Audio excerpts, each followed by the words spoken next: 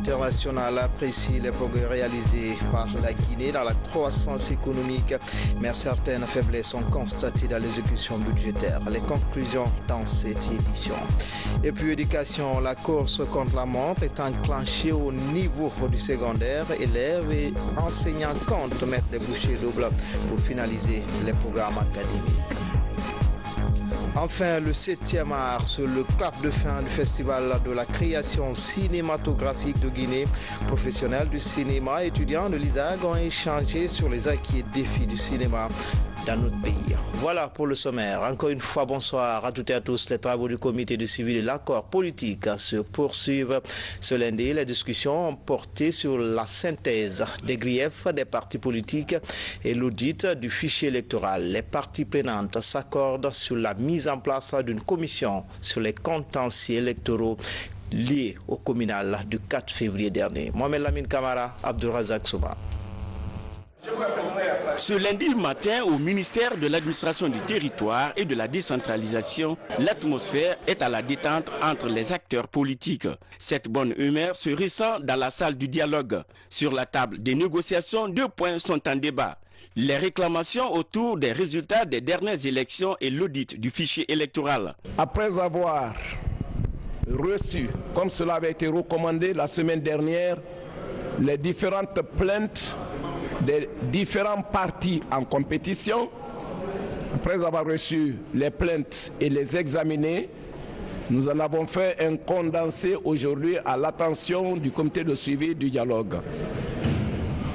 Encore une fois, je répète qu'une fois le dossier purgé juridiquement, qu'une fois les résultats proclamés par la CENI, institution indépendante, quand le dossier est remis au comité de suivi pour solution, il ne s'agit plus d'un procès. Il faudrait bien que nous nous entendions. Il faudrait bien que l'on aille à des négociations entre les différentes parties plaignantes. Et c'est dans notre volonté de consolider cette approche que les débats d'aujourd'hui se sont inscrits. En dépit de l'envie des acteurs d'avancer sur les sujets posés, les discussions au sein du comité de suivi sont tendues. Des propositions de solutions alternatives sont faites sur les différents points. Sur l'audit du fichier, la Commission électorale nationale indépendante CENI a présenté de son côté un mémorandum à étudier par les partis politiques. À l'unanimité, une commission de réflexion est mise en place pour se prononcer sur les contentieux électoraux. Nous nous sommes proposés en conclusion d'installer les communes qui n'ont pas de problème. Deuxièmement, on a mis un comité de réflexion de 2 éléments par acteur politique pour éventuellement voir dans quelle mesure nous pouvons trouver des solutions au contentieux électoral. Et à la séance prochaine, nous allons faire des propositions concrètes aussi pour que nous ayons des élections à date cette année. On ne peut pas prendre le risque d'avoir une CENI illégale, une Assemblée nationale illégale, et nous risquons d'avoir beaucoup plus de crises que nous ne souhaitons pas. Il est question aujourd'hui de faire l'audit du fichier électoral, mais également de tenir les échéances légales contenues dans le code électoral par rapport à l'organisation des élections législatives. Ce qui nous amène, si on doit faire l'audit du fichier en respectant tous les délais par rapport aux procédures de passation de marché public en République de Guinée, nous allons nous retrouver vers le mois de juillet 2019, alors que la loi également prévoit qu'il y ait une révision avant d'aller à ces élections nationales. Aujourd'hui, la question est ramenée au niveau des entités politiques pour qu'on en débatte pour savoir quelle est la solution alternative qu'il faille trouver à ce problème-là. Avec cette 21e session du comité de suivi de l'accord politique, les partis affichent leur volonté d'aller en avant dans le strict respect des engagements pris. Vous suivrez le grand format de cette rencontre à la fin de cette édition. La Guinée vient de passer son programme de facilité élargie de crédit avec la mission du Fonds monétaire international. Des bons points ont été récoltés à travers le boom minier et dans la croissance économique. Dans l'exécution budgétaire, des faiblesses sont notées par la mission. Les conclusions avec Thierno Ousmane Diallo. Après 2 semaines de mission à Conakry, la délégation du Fonds monétaire international restitue les résultats de la première revue du programme triennal de facilité élargie de crédit signé en fin 2017 pour une enveloppe de 170 millions de dollars en faveur de la Guinée.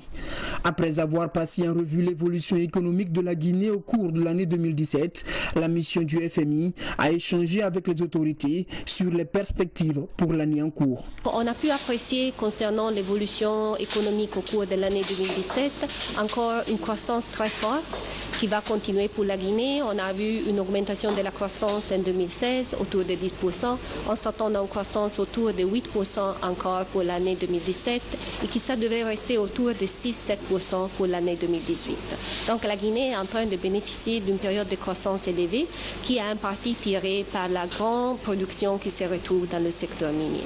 Au niveau de la politique, je dirais, des résultats budgétaires, on a vu des faiblesses par rapport aux résultats qu'on s'attendait à cause de plusieurs facteurs qui ont joué en termes de recettes qui se sont retrouvées à être plus bas qu'attendu et des dépenses qui ont été plus élevées. Mais on a aussi pu apprécier les efforts et les mesures que déjà les autorités ont mises en place au cours des premiers 2 mois de l'année 2018.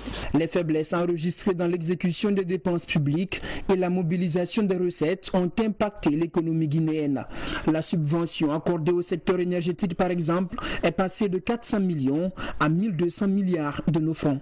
Au niveau des dépenses, nous avons eu à faire face à des dépenses additionnelles dans le secteur de l'énergie, puisque la subvention a été, je dirais, multipliée par 3 par rapport à ce que nous avions initialement prévu.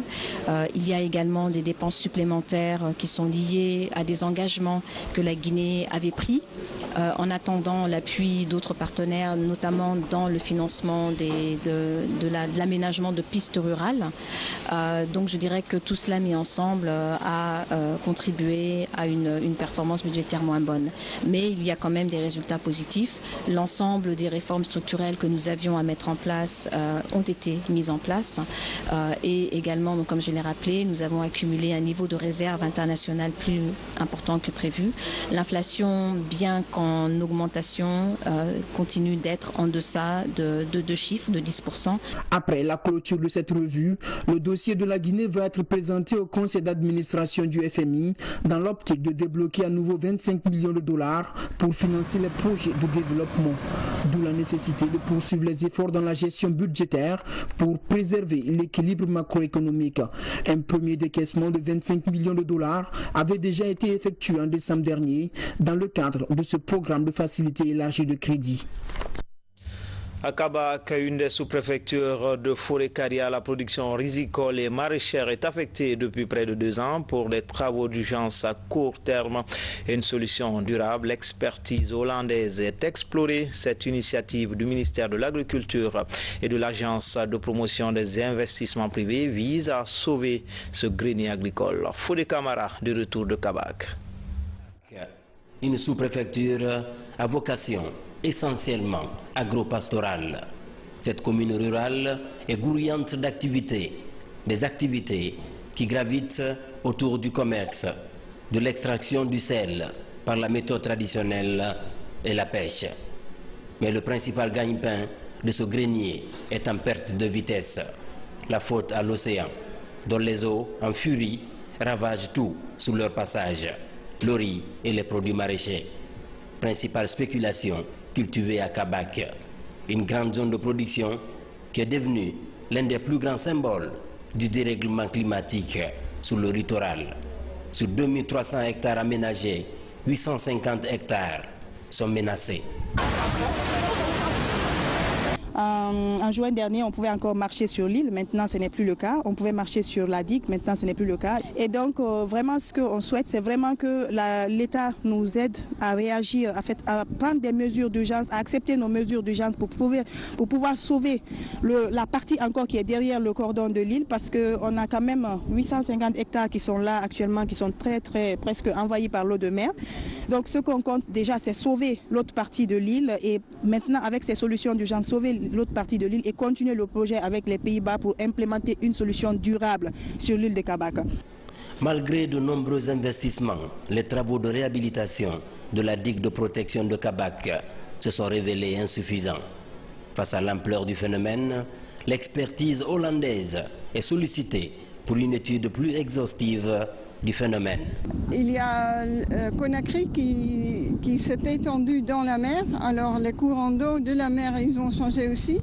Alors il faut être très précis ce qui se passe dans la mer pour savoir quel type de digue peut survivre la force de mer. Alors ça prend du temps et entre-temps, il faut éviter qu'on perde l'île. Alors c'est pour ça qu'on propose des mesures urgentes pour préserver l'île, entre-temps qu'on fait des recherches comment faire la solution durable. Avec les intrusions intempestives de l'eau de mer, la partie inondée est abandonnée. Aujourd'hui, les paysans ont les yeux rivés sur les 1500 hectares potentiellement exploitables. Ces populations doivent continuer à vivre. C'est ce qui justifie d'ailleurs l'étude qui va être menée et c'est ce qui va justifier les travaux qui vont être entrepris. Alors, pour que ces populations continuent à vivre dans l'île, parce que là il faut le noter, j'ouvre cette parenthèse, il faut noter que le problème de Kabak n'est plus un problème agricole seulement. Au-delà des problèmes agricoles, il y a un problème social, un problème humain et même humanitaire. À Kabak, l'invasion de l'eau de mer se fait aussi de façon souterraine. Les puits sont salés. Ici, accéder à l'eau potable est un combat permanent. Espace Santé Cap sur Kindia, où les responsables de l'Agence nationale de la sécurité sanitaire et ses partenaires tirent les leçons du passage de l'épidémie à virus Ebola. Ils tentent d'élaborer un nouveau plan de riposte contre les épidémies en Guinée. Reportage à Kindia, Samara Toulno. Depuis la fin de la maladie à virus Ebola, il y a de cela plus de 2 ans, la Guinée renforce son système de surveillance épidémiologique. Sur initiative de l'Agence nationale de la sécurité sanitaire et de l'UNICEF, les acteurs intervenus en première ligne durant cette lutte se retrouvent. Il s'agit pour eux d'analyser les leçons ayant conduit à cette victoire, les défis relevés pendant ces combats et ressortir les pistes innovantes de gestion d'éventuels cas d'épidémie. On a appelé tous les partenaires et les collaborateurs d'UNICEF pour que nous puissions faire une réflexion, une analyse détaillée sur les actions qui ont été menées et pour qu'on puisse tirer les leçons en vue de se préparer pour des actions futures. L'appui des partenaires, l'engagement communautaire, le renforcement de la surveillance épidémiologique et les techniques d'alerte précoce à base communautaire sont entre autres expériences en partage durant ces 5 jours. Des travaux devront permettre de présenter aux différents partenaires, notamment à l'UNICEF, des meilleures stratégies de riposte humanitaire. Je suis venu partager l'expérience justement de la stratégie de mobilisation sociale, la communication pour le changement des comportements qui a été faite au niveau de la région de Boké, notamment dans la préfecture de Bofa, Fria et Boké. Qu'est-ce que je voudrais dire ? Après qu'on ait constaté que certains messages n'étaient pas adaptés, il y a eu la révision des messages. Nous avons commencé par la formation de tous les acteurs qui se trouvent sur le terrain. Je voudrais qu'on sache que vraiment l'engagement communautaire était important. Les résultats de cette rencontre de Kindia constitueront l'un des leviers essentiels qui va permettre à la Guinée d'atteindre les objectifs du plan de relance et de résilience de son système de santé. Un système qui a fait preuve de défaillance pendant la période de l'épidémie Ebola. Éducation avec cette question, comment finaliser les programmes pour cette année scolaire? Les écoles publiques et privées ont leurs idées pour tenir cet engagement académique. Certaines écoles parlent de 3 semaines déjà rattrapées, soit plus de 77% d'exécution du programme. Les explications avec Mama Issata Kamara, Bernard Tonguino. Dans les écoles, c'est la course au chrono. L'objectif est de rattraper 2 mois de retard dans le déroulement des programmes. Au lycée d'excellence de Conakry, par exemple, des séances de rattrapage sont organisées. Ici, comme dans la majorité des écoles du pays, des heures supplémentaires sont comptabilisées. Vous allez constater que dans ces tout derniers moments, les élèves restaient même jusqu'à 16 heures. Parfois, certains élèves venaient les dimanches pour les séances de rattrapage. À la place des séances de révision, on a suspendu pour donner les cours normaux. Dans certaines écoles, 10 heures de concentration sont observées par jour selon la disponibilité des enseignants. L'annonce est faite aux élèves qui adhèrent à ce programme d'urgence. Vous voyez la présence massive et effective des élèves. Donc cela détermine, disons à 100% notre volonté à finir le programme. Je crois aujourd'hui que nous sommes à 3 semaines de cours rattrapés. Donc je pense que ce n'est pas petit. L'espoir est permis quant à l'achèvement des programmes à 100%. À l'école privée Mokhtar Diallo, le niveau d'exécution des programmes est estimé à près de 80%. Pendant que le taux reste faible dans la majorité des écoles publiques de Conakry. Les responsables défendent cette évolution dans l'avancement des programmes. De nos jours, on peut dire que nous sommes à 77,70% du taux d'exécution du programme. Nous nous sommes mis à la disposition des autorités pour continuer avec les instructions données par le département, c'est-à-dire l'annulation des congés. Nous avons fait les cours pendant toute la période et ensuite la suppression des compositions du deuxième trimestre et la continuité des cours jusqu'au 30 mai. Il y a quelques semaines, le ministère de l'Éducation nationale a annoncé une stratégie d'urgence pour rattraper le retard lié à 2 mois de crise dans le secteur. L'objectif est notamment d'assurer une meilleure préparation des candidats aux examens nationaux. Initialement prévus dans la première quinzaine de juin, ils se tiendront à la fin du mois, selon un communiqué du ministère de l'Éducation nationale et de l'alphabétisation. Bientôt, la journée internationale du travail, les centrales syndicales s'activent pour préparer cette journée. Cet après-midi, le secrétaire général adjoint de la CNTG a dirigé des travaux au cours desquels plusieurs questions ont été abordées, notamment les conditions de travail des journalistes de la presse privée. Thierno Ousmane Diallo. Une rencontre syndicale pour faire le point de la situation du pays et expliquer les acquis obtenus dans le cadre des négociations avec le gouvernement depuis 2010. Face à certains syndicalistes du pays, le président de la commission négociation de l'intercentrale CNTG-USTG rappelle la démarche syndicale pour laquelle il opte.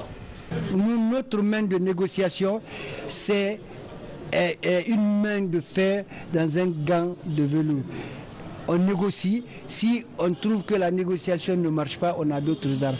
Mais j'espère que la négociation est la meilleure arme. Vous avez vu, je vous ai dit, on a eu plus de 240% d'augmentation en prenant les RTS et autres. Est-ce que quelqu'un le savait? Personne ne le savait. Mais depuis qu'on a commencé à faire les gourumbaran là, maintenant le boulanger a dit maintenant on va commencer à augmenter le prix des pains. Et l'État avait dit on augmente le prix du carburant, on a dit non. Ça, c'est vous qui vous êtes engagés. Nous, le protocole qui nous dit le carburant ne monte pas. On est dans cette position. On attend les négociations du secteur avec lucidité. Mamadou Mansaré annonce une série de rencontres avec le patronat. Première étape, lundi prochain avec les responsables des médias pour l'amélioration des conditions de vie des journalistes de la presse privée. Nous allons nous retrouver pour voir où vous êtes avec la convention collective qui va vous permettre d'être immatriculé, qui va vous donner des salaires décents, parce qu'il faut que le patronat de la presse cède aussi. Si tu tapes sur les autres, il faut savoir que les autres qui travaillent pour toi aussi, il faut les mettre dans leurs droits. On connaît ce qui s'est passé. Vous avez des journalistes qui ont 200 000, alors que la loi dit que le SMIC en Guinée, c'est 440 000. Sur les perspectives économiques de la Guinée, le secrétaire général adjoint de la CNTG donne sa lecture avant d'appeler au calme. Et je souhaite que ce peuple de Guinée soit uni. N'acceptons pas que ce peuple de Guinée brûle. N'acceptons pas que ce peuple de Guinée continue à souffrir. Aujourd'hui, je vous dis, les perspectives sont bonnes, mais l'argent a peur du bruit. L'argent a peur du bruit. Le 1er mai prochain, le mouvement syndical compte exprimer certaines doléances, comme la construction des logements sociaux, avant le rendez-vous du 1er septembre 2018, où l'évolution des accords signés avec le gouvernement va être examinée. Et puis, du nouveau dans le projet de rénovation de la RTG Boulbinet, ce média de proximité traverse actuellement des moments difficiles. Ce matin, des travailleurs réclamaient de meilleures conditions de travail.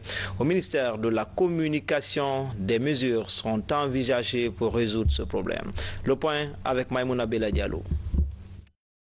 Des journalistes de la deuxième chaîne de la télévision publique boudent la salle de rédaction et les studios.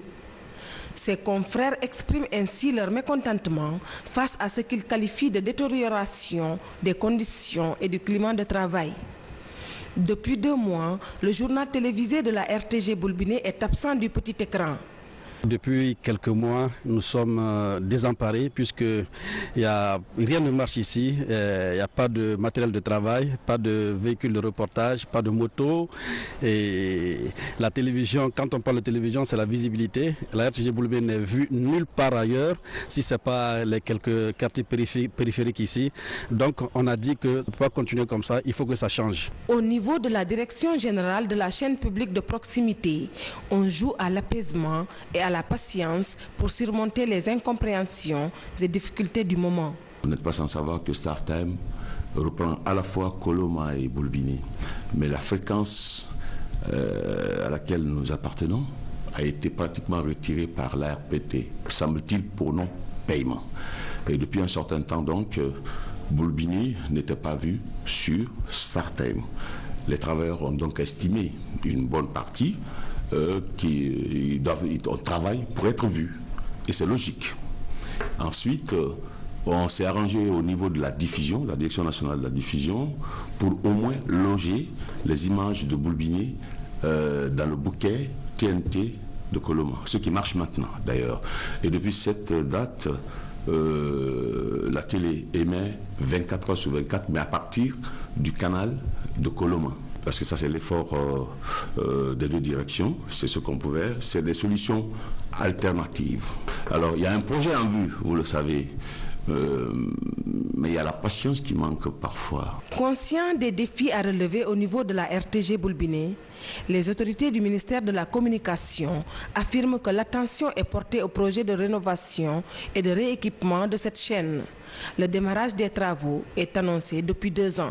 L'État guinéen s'est engagé à mettre en œuvre le projet de numérisation nationale de la radio et de la télévision guinéenne. Ce projet a été préparé avec la partie chinoise. Le montant est à peu près de 97 millions et quelques dollars. 97 millions de dollars qui portent sur la réalisation d'un réseau national de transmission de la télévision numérique qui coûte à peu près 37 millions et quelques dollars. Ensuite, il y a la numérisation de la station radio-télévision de l'éditeur public. C'est Boulbinet. C'est-à-dire que c'est à Boulbinet qu'on va installer tous les équipements qui vont participer à la fabrication du signal, au transport du signal et le signal numérique vers l'ensemble des populations guinéennes. La base, ce sera ici. Et à cet effet, cela fera un investissement de l'ordre de 15 225 000 dollars pour la rénovation de Boulbinet. Non seulement il y a le bâtiment qui sera en grande partie cassé et rénové, mais toute la cour là sera utilisée pour construire la base logistique de la diffusion du signal numérique pour la République de Guinée. Au point où nous sommes, l'accord cadre, il est là, il est signé depuis, il est signé il y a 9 mois. L'accord commercial, il est signé aussi. Et les textes de base avec Exim Bank sont élaborés et signés. La partie chinoise a commencé les études, notamment les études de prospection ici, dans le sol, pour voir si le bâtiment qu'on va faire, ça peut tenir, etc. etc. L'architecture du bâtiment, le plan du bâtiment, tout est en cours. Donc nous attendons maintenant l'étude de faisabilité aussi est achevée. Et à Conakry et à l'intérieur du pays, parce que la mission qui vient de rentrer il y a une dizaine de jours était partie pour l'ensemble du territoire, pour l'ensemble de la Guinée, pour voir où est-ce qu'on va installer les pylônes. C'est tout ça qui est en cours d'exécution. Donc, d'un moment à l'autre, le travail va commencer ici. Le ministre de la Communication s'est saisi du dossier de nos confrères. Une réunion d'urgence est prévue ce mercredi avec le personnel dans l'enceinte de la RTG Boulbiné. La semaine nationale du numérique démarre ce mardi à Conakry. L'événement s'annonce avec une particularité cette année. Plusieurs experts internationaux vont animer des panels relatifs au numérique. Le comité d'organisation s'attelle dans les préparatifs. Reportage Bernard Tonguino. Conakry s'apprête à accueillir la 3e édition de la Semaine nationale du numérique. L'événement vise à promouvoir l'entrepreneuriat dans le numérique. Un rendez-vous organisé par le ministère des Télécommunications et l'Agence pour la promotion des investissements privés. À la commission d'organisation, l'on s'apprête à accorder à cette 3e édition toute sa particularité. Cette année, nous avons beaucoup de changements par rapport aux éditions précédentes, c'est-à-dire la manière dont elle est organisée est complètement nouvelle. On a essayé de, rien qu'au niveau des panels, on a essayé d'avoir des experts internationaux, en plus des experts nationaux, pour parler des thématiques et des problématiques liées à l'utilisation et aux avantages du numérique. Des thèmes comme le e-business, l'incubation, la cybercriminalité seront développés. Une compétition entre jeunes porteurs de projets et applications numériques sera organisée. Chacun des 3 projets sélectionnés auront un laptop, c'est-à-dire un ordinateur portable, parce que quand on parle d'entrepreneuriat, il faut bien qu'on ait les outils nécessaires pour développer son entreprise. Donc un des outils, c'est réellement l'ordinateur portable qui est assez essentiel. Nous avons également pour tous les 3 projets sélectionnés une connexion Internet gratuite qui est offerte. Le premier prix a une connexion Internet de 1 an avec un routeur. Le deuxième prix a une connexion Internet offerte de 6 mois et le troisième a une connexion Internet offerte de 3 mois. Et donc, entre autres, nous avons également des formations sur place pour les deux derniers, c'est-à-dire le premier a une formation à l'international qui est prévue et les 2 derniers ont des formations sur place d'accompagnement de leur projet sur quelques mois. À travers la Semaine nationale du numérique, l'État entend promouvoir l'utilisation des TIC, notamment par la jeunesse, le secteur privé et l'administration publique. Une ambition qui reste encore un défi à relever car la Semaine du numérique peine à susciter l'engouement escompté auprès des populations. Justement, des représentants de Facebook, de Smart Africa et du Rwanda et bien d'autres poids lourds des nouvelles technologies à Conakry. À partir de mardi, la semaine du numérique démarre à Conakry. Sur les enjeux objectifs de cette 3e édition, nous recevons Monsieur le ministre de l'économie numérique. Bonsoir, Monsieur Moustapha Mamidiaby. Bonsoir monsieur. Bienvenue sur ce plateau. Merci. Du beau monde pour cette semaine du numérique à Conakry. Quel est le but recherché? Merci. Le but recherché à travers l'organisation de cette semaine de l'entrepreneuriat dans le numérique qui est en sa 3e édition est de promouvoir l'entrepreneuriat. On ne peut pas parler d'économie sans entrepreneuriat. On ne peut pas parler d'entrepreneuriat sans des entrepreneurs. Aujourd'hui, avec l'écosystème du numérique, nous sommes beaucoup plus des consommateurs que des producteurs de contenu, que des producteurs d'applications, que des agents qui proposent des solutions adaptées aux problématiques locales. Donc nous voudrons, à travers ces différentes éditions, surtout la 3e édition, éveiller le génie qui sommeille à chacun de nous, pousser les jeunes vers la création, leur montrer que l'écosystème du numérique est à la portée de tout le monde, que quand on veut y aller, on peut y aller. Justement, Monsieur le ministre, toute une semaine sur le signe de l'entrepreneuriat, qu'est-ce que l'appropriation du numérique va apporter à la jeunesse, mais surtout à l'économie nationale? D'abord, il faut reconnaître qu'en Guinée, nous avons beaucoup de talents. Nous avons des jeunes qui ont des talents, qui manquent d'encadrement, qui manquent d'environnement propice à leur épanouissement. Donc, ce que nous commençons par créer un environnement propice à leur épanouissement, à leur encadrement, pour que ces jeunes sachent quels sont les débouchés, quels sont les problèmes auxquels ils peuvent s'attaquer et quelles sont les solutions aujourd'hui qu'ils peuvent proposer aux différents acteurs de la vie socio-économique.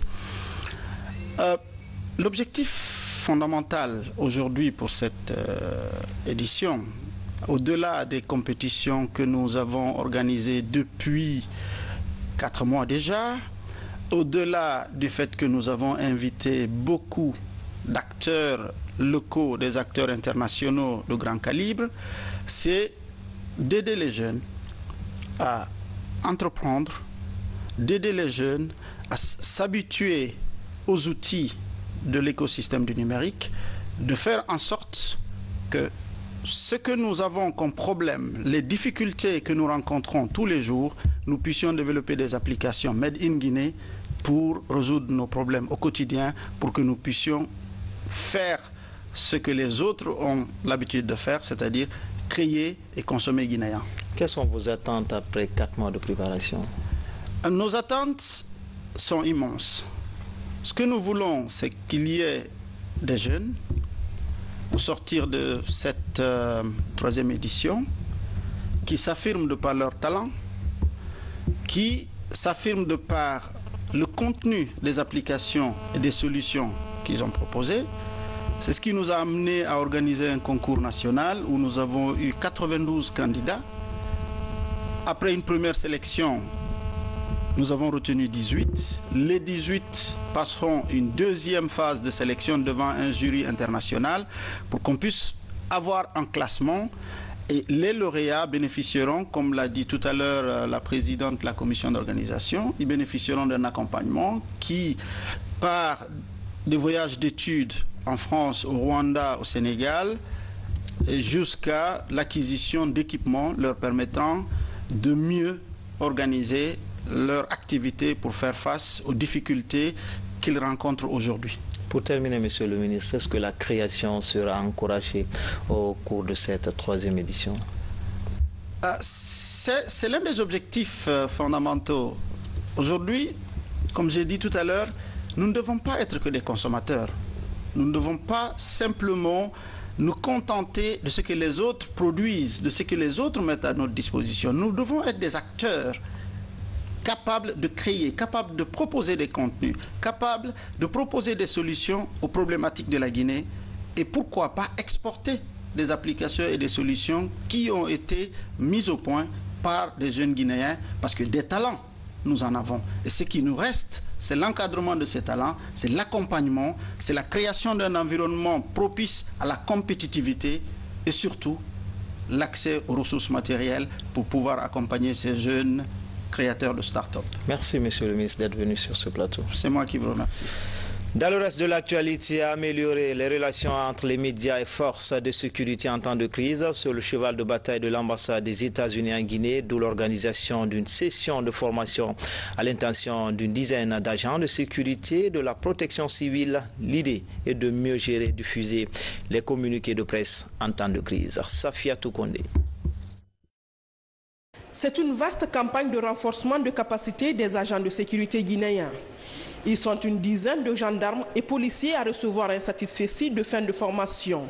C'est à l'issue de 5 jours d'échange avec les experts américains à l'École nationale de la police et de la protection civile de Kagbélé.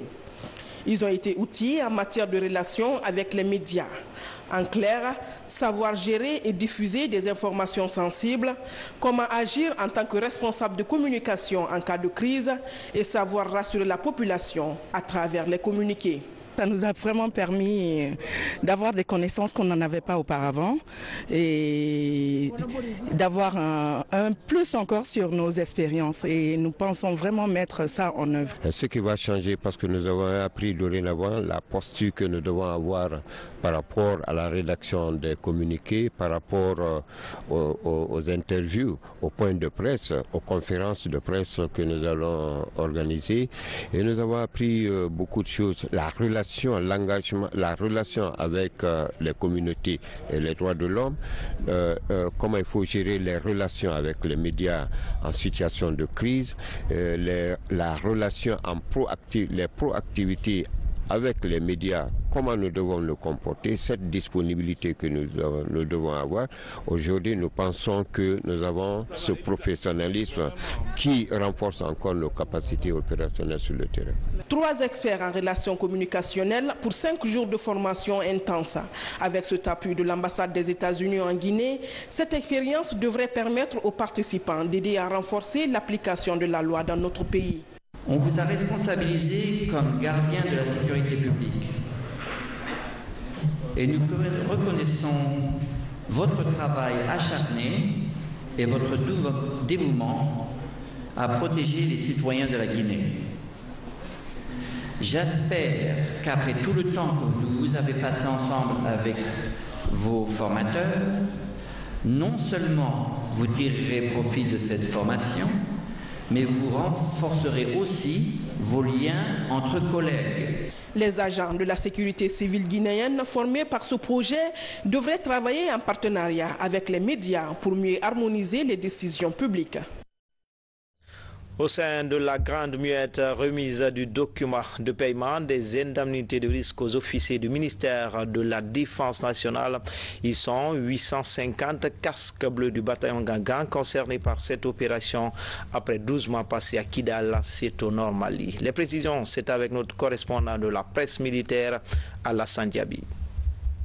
Le bataillon Gangan 2 a séjourné à Kidal du mois d'août 2016 en août 2017, soit un mandat de 12 mois au compte de la mission multidimensionnelle intégrée des Nations Unies pour la stabilisation au Mali, MINUSMA. Au terme de cette mission bien accomplie, des indemnités de risque ou risque premium sont accordées aux 850 casques bleus guinéens. Le document de paiement est remis aux autorités militaires par le système des Nations Unies. Conformément à la liste fournie à l'ONU par le commandant du bataillon, chacun des 850 éléments du dit bataillon a droit à 89,5 $, soit 136,5 $ par mois.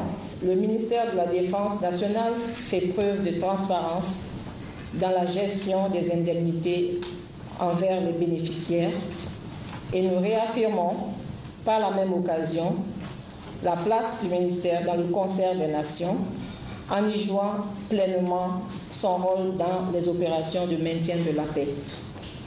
J'en déduis que la matérialisation de cette transparence est le fruit de la réforme du secteur de sécurité dont la bonne gouvernance fait partie.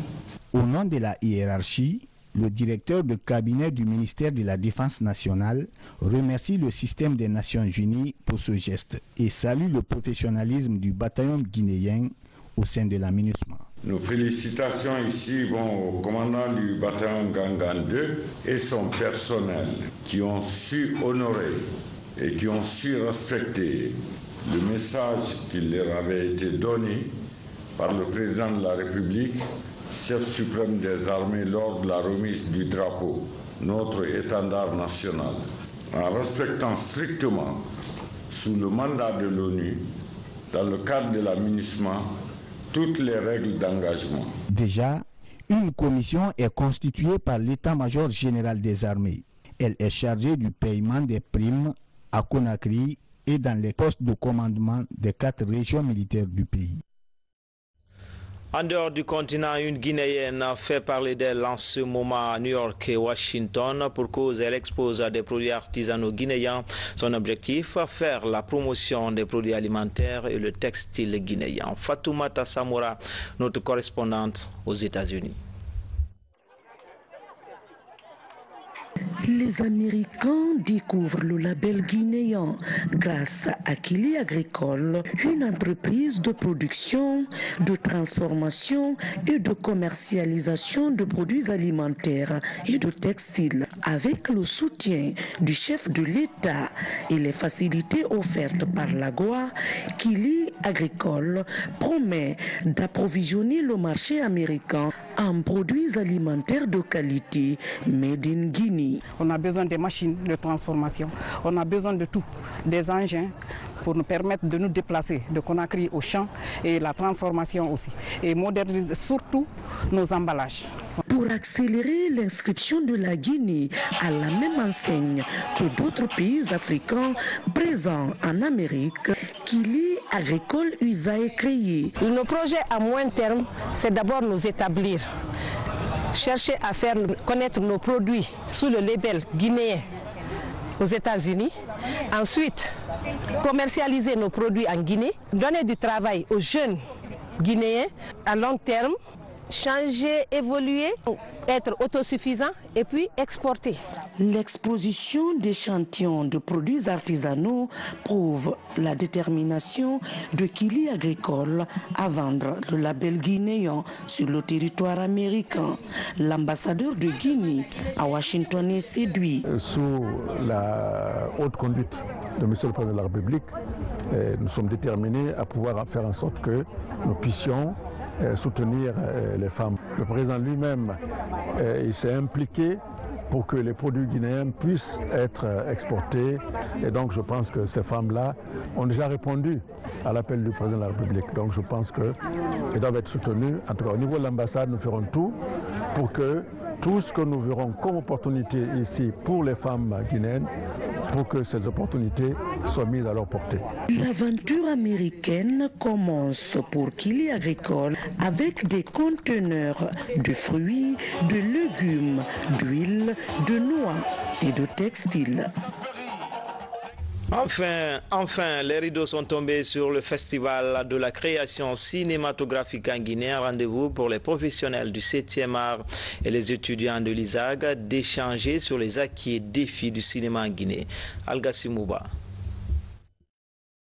La Guinée cherche à valoriser l'industrie du cinéma. Cette 5e édition du festival de la création du 7e art permet aux experts de retracer l'histoire du cinéma guinéen.